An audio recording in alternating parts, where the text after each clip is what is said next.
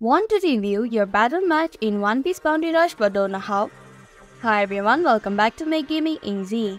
In this video, I'll show you some quick and easy steps on how to see battle replay in One Piece Bounty Rush. So without any further ado, let's get started. After you have finished your game, you will be guided to this screen.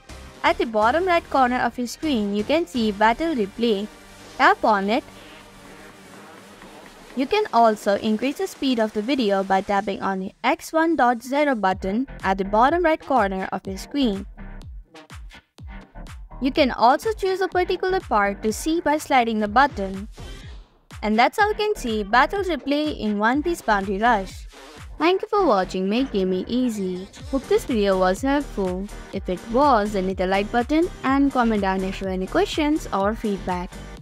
Also, if you're new to our channel, subscribe and hit the bell icon so that you don't miss upcoming videos.